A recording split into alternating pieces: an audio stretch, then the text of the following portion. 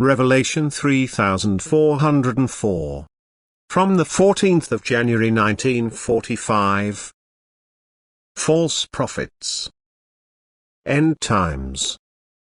Only completely immature souls make use of the strength from below and are therefore also used by the prince of the underworld for his work.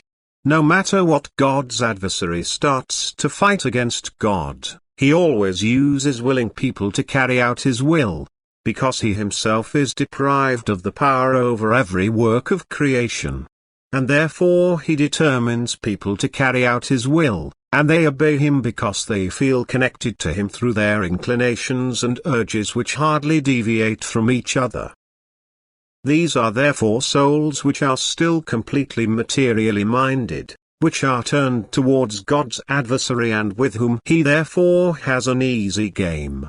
People in whom such souls are embodied are completely under his control. But he equips them with great strength so that they can always carry out what God's adversary dictates to them.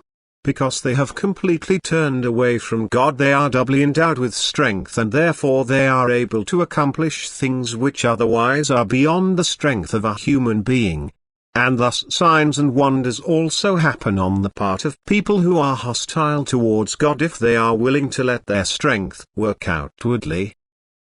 And then these are often regarded as sent by God because of their miracles, and God warns you of these, and he has always done so by his constant reference to the false prophets in the last days, drawing your attention to this danger, for they are a danger for those who are not yet firm in faith and who are not active in love.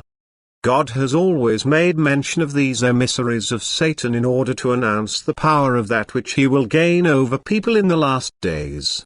He warns his own not to fall into the snares of the false prophets, and he marks them by the fact that they too will confess Christ, the bringer of salvation, yet not the Redeemer of the world. And take heed that Jesus Christ has redeemed the world. But the Christ, of whom the false prophets speak, shall yet come and bring salvation to men.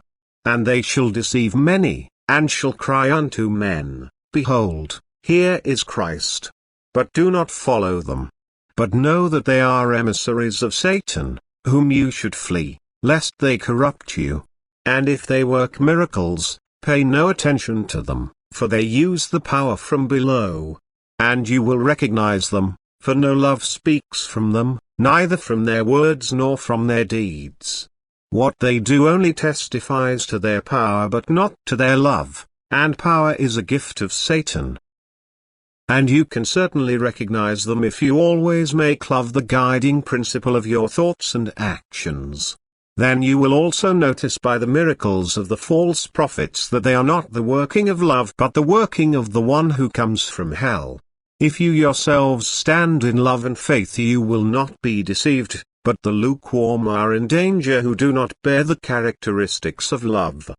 God's adversary can win them over. They will not recognize the false prophets and willingly follow wherever they are led by them, for the forces from below have power over those who are distant from God, who indeed still strive for him according to the word but not in their hearts. And God especially warns them not to let themselves be deceived by the dazzling light of a miracle. And he gives them a clear characteristic that love must always be recognizable where the power of God, which expresses itself through his prophets, becomes effective. And where love is not recognizable, Satan has his kingdom there, and this you should flee, for the forces from below will influence every immature person, that is every person who thinks and acts without love, and these will be servants in bondage to them who carry out what the prince of the underworld demands.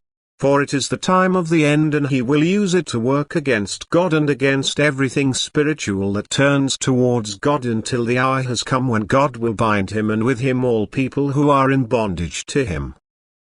Amen.